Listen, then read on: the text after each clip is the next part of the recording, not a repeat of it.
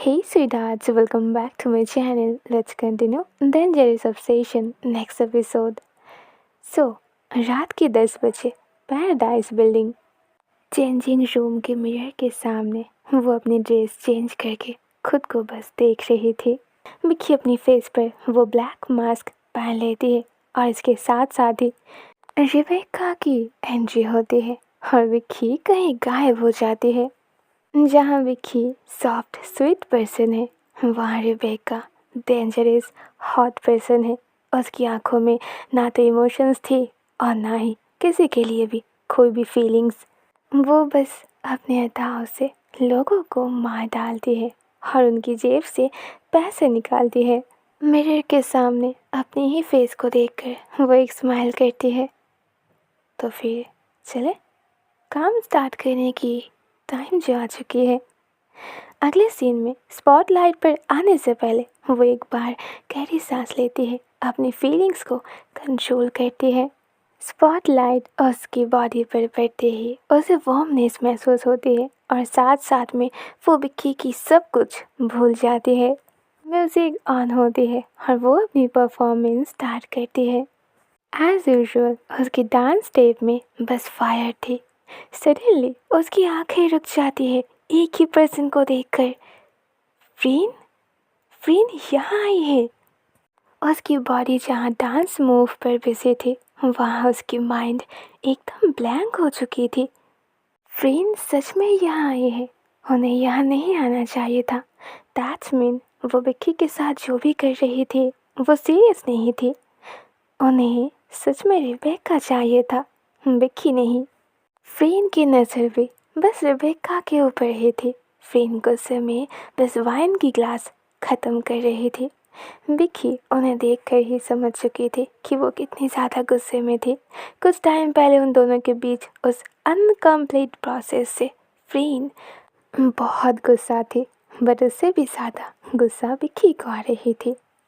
उसने सोचा उन दोनों के बीच जो भी हुआ उसके बाद फ्रेंड रिबेका के पास वापस नहीं आएगी। उसकी फ्रेंड्स ने भी कहा था कि अगर इन सब के बावजूद भी फ्रेंड रिबेका के पास जाती है, दैट्स मीन तुम्हें लेकर सीरियस नहीं है, बस तुम्हें यूज़ कर रही थी।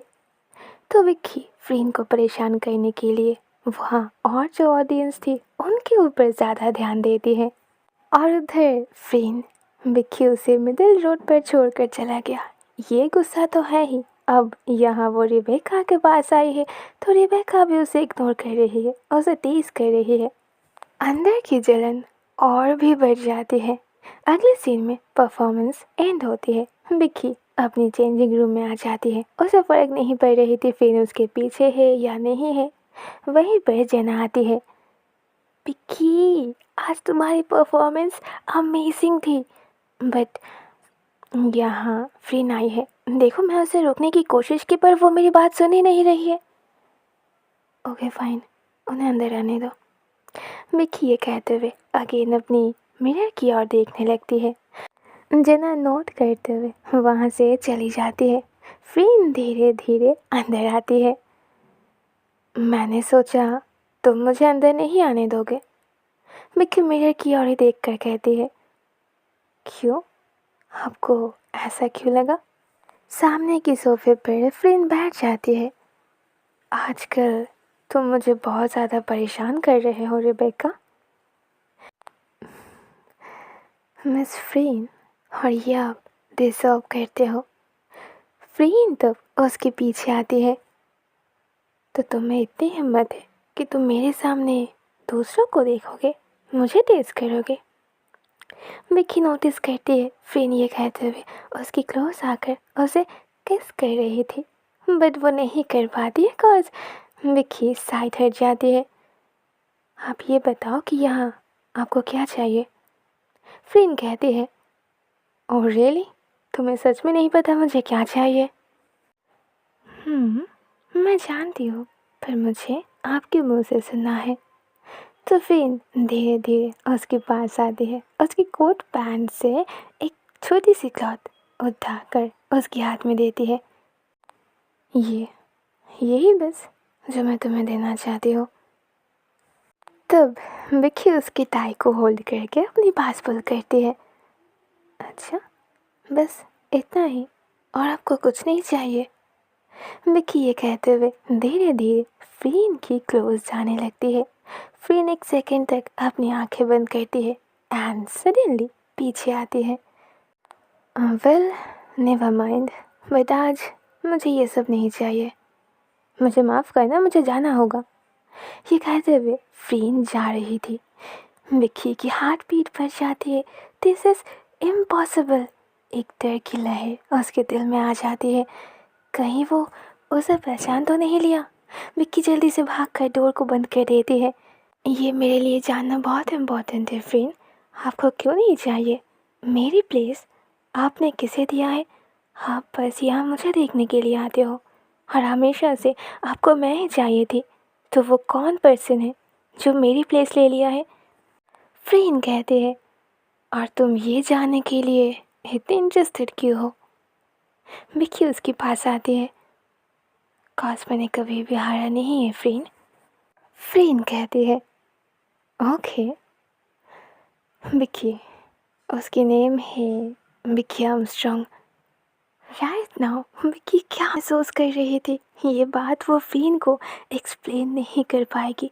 वो कंप्लीट थी, वो सेटिस्फाइड थी, अंदर ही अंदर वो स्माइल कर रही थी।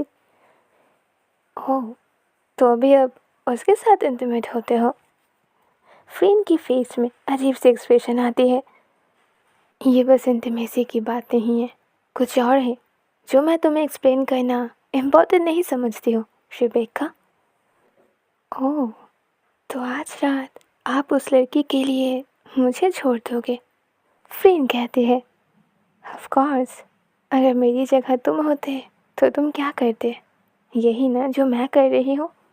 वेल, आज तुम्हारी परफॉर्मेंस बहुत अच्छी थी और हाँ, मैं आगे से नहीं आऊँगी।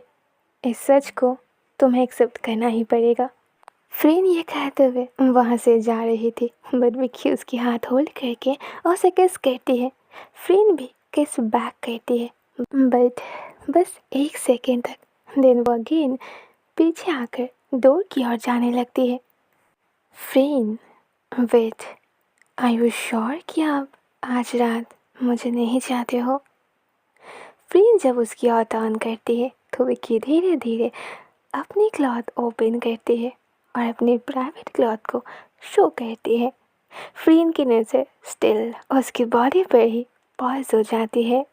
विक्की बस ऐसा करता है कॉज वो फ्रेंड की लिमिट्स चेक कर रही थी। क्या सच में वो उसे इग्नोर करेगी विक्की के लिए? और इस एग्जाम पर फ्रेंड पास भी हो जाती है।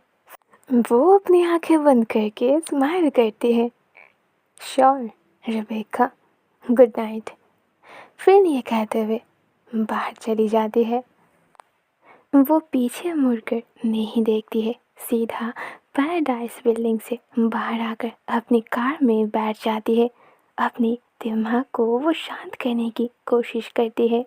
स्टीयरिंग पर हाथ रखे वो थोड़ी टाइम बैठी हुई थी। आज उसने रिबेका को ठुकरा दिया बस विक्की के लिए। क्या सच में विक्की उसके लिए इतनी इम्पोर्टेंट हो गई कि वो आज रात रिबेका के साथ होने वाली उस एडवेंचर को छोड़ दिया? हाँ, उसने छोड़ दिया। विक्की यही लॉयल्टी डिजर्व करती है। कार ड्राइव करते हुए वो सीधा उस बिल्डिंग के सामने आकर रुकती है जहाँ विक्की रहती है। विक्की ने तो कहा था कि मलोई की तबीयत खराब है, तो वो जो सामने देख रही है वो क्या थी? सामने कैथरीन खड़ी हुई थी और विक्की उसे हक करके उसके साथ बात कर रही थी। वो जिसके लिए आज रिबेका को छोड़ के आया, वो पर्सन किसी और की बाहों में। फिर अपने गुस्से को कंट्रोल नहीं कर पा रही थी।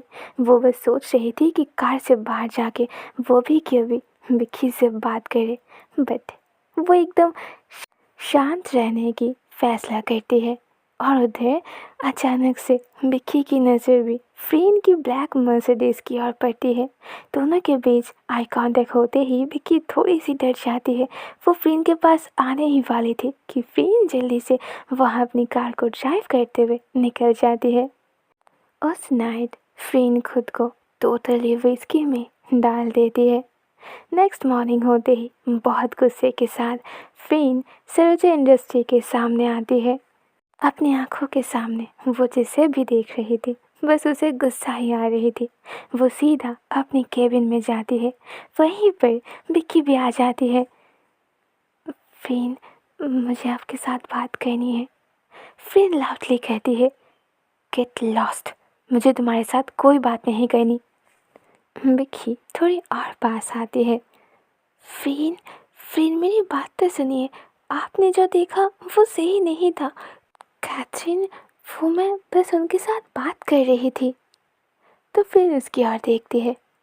हाँ, तो बात दूर से भी किया जा सकता था ना विक्की, उसकी गले मिलने की क्या नीड थी। विक्की कहती है। फ्रीन, फ्रीन आप बेवजह गुस्सा कर रहे हो। आई टोल्ड यू ना, हम दोनों के बीच कुछ भी नहीं था। मैं बस उन्हें एज अ फ्रेंड देखती हूँ, दैट्स ऑल। फ्रीन लाउडली कहती है। अगर सिचुएशन इससे भी ख़राब नहीं करना चाहते हो देन जाओ यहाँ से, मुझे अकेला छोड़ दो। वहीं पर कैथरीन भी आती है। फ्रीन, तुम उसके साथ ऐसे बात नहीं कर सकते, ये कैसे बिहेवियर है। फ्रीन कहती है। कैथरीन, तुम जाओ यहाँ से, मुझे तुमसे तो कोई बात नहीं करनी है, ये मेरी पर्सनल मैटर है। कैथरीन भी विक्की के पास आकर खड़ी हो जाती है। नो वे फ्रीन, तुम्हारी दिमाग ख़राब हो चुकी है, ऑफिस पर कोई पर्सनल चीज़ें नहीं होती है। फ्रीन अपनी होश खो बैठती है। वो इतने गुस्से में थी कि कैथरीन की हाथ होल्ड करके उसे धक्के मार के ऑफिस से बाहर करके डोर बंद कर देती है। वो खुद भी सरप्राइज थी। वो कभी भी कैथरीन के साथ कभी लाउड वॉइस पे बात भी नहीं किया था। बट शायद नाउ गुस्सा, ईगो उसके दिमाग खा चुकी थी। विक्की की आंखों में साफ साफ डर नजर आ रही थी। फ्रेंड, वो आपकी फ्रेंड थी, आपने क्या किया। क्यों, तुम्हें इतनी बुरा क्यों लग रही है। कौन है वो तुम्हारी। अगर इतनी ही बुरा लग रही है तो जाओ उसके पीछे, मैं तुम्हें नहीं रोकूंगी। विक्की कुछ नहीं कहती है। फ्रेंड आउट ऑफ कंट्रोल थी और उन्हें संभालना विक्की की बस की बात तो नहीं थी। वो चुपचाप वहाँ से निकल जाती है। फ्रेंड अपनी चेयर पर बैठे चुपचाप अपनी आंखें बंद करती है। उसे बस यही लग रही थी कि सारे वुमेन्स ऐसे ही है, बस परेशान करती है, दिमाग खराब कर देती है। वो विक्की के लिए लॉयल होना चाहती थी। उसके लिए शिबिका के साथ नाइट एडवेंचर को भी रिजेक्ट कर दिया। बट लास्ट में क्या हुआ, वो खुद किसी और की बाहों में। गॉड, इस लव के चक्कर में उसे आना ही नहीं था। वो इतनी ज़्यादा ओवर रिएक्ट क्यों कर रही है। क्या उसे सच में विक्की से लव हो गया है। तभी वहीं पर उसकी परेशानी को डबल करने के लिए टेनिस की एंट्री होती है। हाँ, my baby, I told you ना, इन सारी लड़कियों से दूर रहना पड़ता है। ये सब होते ही है आपको परेशान करने के लिए। इस टाइप की लड़कियों को ना कभी भी एक पर्सन से सेटिस्फाइड नहीं मिलती है। इन्हें बस बहुत सारे अफेयर्स चाहिए होती है। डेनिस ये कहते हुए फ्रेंड की क्लोज जाती है, उसके शोल्डर पर धीरे धीरे प्रेस करने लगती है। इतनी ज़्यादा परेशानी के टाइम पर डेनिस की ये मूवमेंट फ्रेंड को थोड़ी बहुत रिलैक्स कर रही थी। और यही चीज़ दूर से ग्लास वॉल के पीछे से विक्की नोटिस करती है। अगले सीन में हमें इवनिंग दिखाई जाती है। सारे वर्कर्स अपने घर चली जाती है। विक्की भी धीरे धीरे अपनी सामान पैक करके पार्किंग लॉट पर आती है। वो कैब के लिए वेट कर रही थी। वो फ्रेंड के ऊपर बहुत गुस्सा थी। जेलसी एक साइड पर है और अपनी फ्रेंड के साथ इतनी बैड बिहेवियर। ऊपर से डेनिस जब उन्हें टच कर रही थी वो कैसे उसे एंजॉय कर रही थी।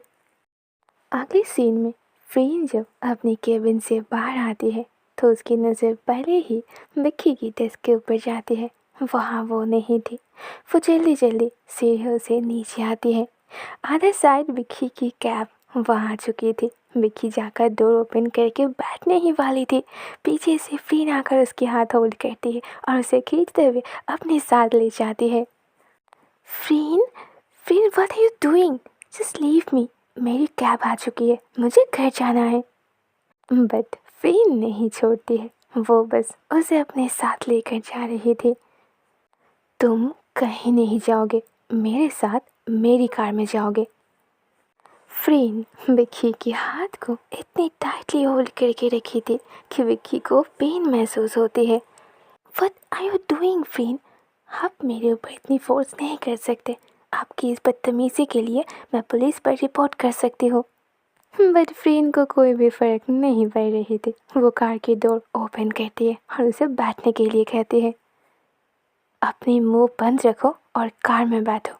ये मैं तुम्हें बोल नहीं रही हूँ, इट्स माई ऑर्डर। विक्की जानते थे अब फ्रीन ने उसे ग्रैब किया है, दैट्स मीन अब वो यहाँ से भाग नहीं सकती। वो मजबूर थी। वो कार में जाके बैठ जाती है। फ्रीन भी ड्राइवर सीट पर जाके बैठ जाती है। फ्रीन की वो ब्लैक मर्सिडीज बैंकॉक की नाइट पर हाईवे से होकर कहीं दूर जा रही थी। इस प्लेस को विक्की नहीं जानती है। फ्रीन, क्या आप मुझे सुन रहे हो? कार यहीं पर स्टॉप करो, मुझे आपके साथ कहीं नहीं जाना। कुछ टाइम तक तो फ्रीन उसे इग्नोर करती है, बट अगले ही पल विक्की गुस्से में फ्रीन की हाथ होल्ड करके शेक करती है, जिससे स्टीयरिंग घूम जाती है। फ्रीन जल्दी से ब्रेक लगाती है। What the hell are you doing, हाँ? हमारी एक्सीडेंट हो जाती। और इतने चिल्ला क्यों रहे हो? मैं तुम्हें अपने साथ अपने घर लेकर जा रही हूँ। विक्की जल्दी से कार की लॉक ओपन करती है। मुझे आपके साथ कहीं नहीं जाना, मुझे आप नहीं चाहिए। फ्रीन भी कहती है, अच्छा और तुम्हें क्या चाहिए? तुम्हें कैथरीन चाहिए ना? फ्रीन, अगेन स्टार्ट मत हो जाओ। आई टोल्ड यू ना, हम दोनों के बीच कुछ भी नहीं है। अब जिस तरह से देखा, जिस तरह से सोचा, ऐसा कुछ है ही नहीं। आप हम दोनों के बारे में कुछ भी नहीं जानते। आप बस इगोइस्टिक पर्सन हो, यू नो। बिना कुछ जाने, बिना कुछ समझे बस डिसीजन ले लिया। आपको जो करना है करो, पर मुझे आपके साथ नहीं रहना। विक्की ये कहते हुए जा ही रही थी, फिर उसे टाइटली होल्ड करती है, पूरी कार को लॉक कर देती है। तुम ऐसे नहीं मानोगे ना? कोई बात नहीं, मेरे पास दूसरी तरीका भी है। ये कहते हुए फ्रीन अपनी सीट बेल्ट को ओपन कर रही थी। विक्की समझ जाती है। फ्रीन, नो वे, इसके बारे में सोचना भी मत।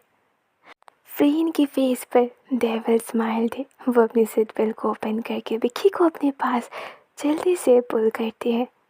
वो अपनी फिंगर विक्की की लिप्स पर रखती है।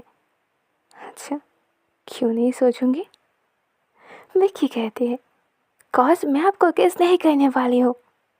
विक्की कुछ आगे भी कहने वाली थी, बट फ्रीन उसे रोक लेती है। वो जल्दी से उसे किस करती है। फ्रीन उसे ग्रैब करके इतनी फास्ट और इतनी हंग्रीनेस के साथ किस करने लगती है कि उसके आगे विक्की कुछ और कह भी नहीं सकती। उसकी तो ब्रीथिंग रुक रही थी। वो फ्रीन को रोकना चाहती थी। उसके दिल पर हाथ रखे वो फ्रीन को पुश करती है, बट स्ट्रेंथ में वो फ्रीन को हरा नहीं सकती। विक्की बस खुद को छुड़ाने की कोशिश कर रही थी, ब्रीथिंग ले रही थी और बस यही कह रही थी कि फ्रीन जस्ट लीव मी, मुझे यहाँ नहीं रहना, मुझे बाहर जाना है। बट फ्रीन को कोई फ़र्क नहीं पड़ रही थी। वो बस उसे पागल की तरह किस कर रही थी। धीरे धीरे वो नेक पर आती है और वहाँ किस करने लगती है।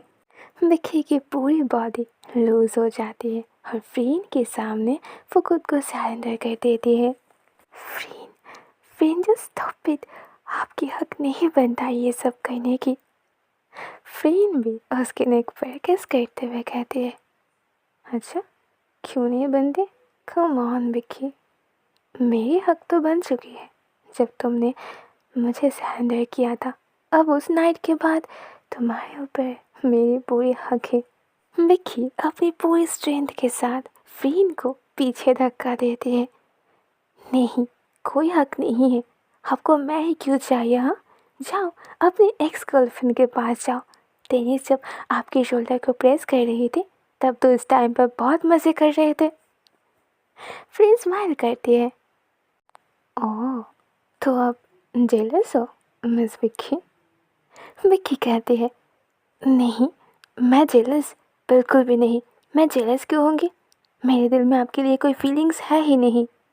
फ्रेंड तब उसे अप तो डाउन देखती है, नेक्स्ट से होकर उसकी आंखें उसकी प्राइवेट पार्ट पर जाती है और वहीं पर रुक जाती है। कम ऑन विक्की, झूठ मत बोलो। जब मैं तुम्हें ऐसे टच करती हूँ, तुम्हें किस करती हूँ, तुम्हें अच्छा लगता है ना? तुम्हारी हार्ट बीट बढ़ जाती है ना? फिर ये कहते हुए अगेन अपनी प्रोसेस स्टार्ट करती है। फ्रेंड बस उसे किस कर रहे थे, उसकी चेस्ट पर लिक कर रहे थे। अपने हाथ वो उसकी प्राइवेट पार्ट पर रखती है और धीरे से मूव करती है।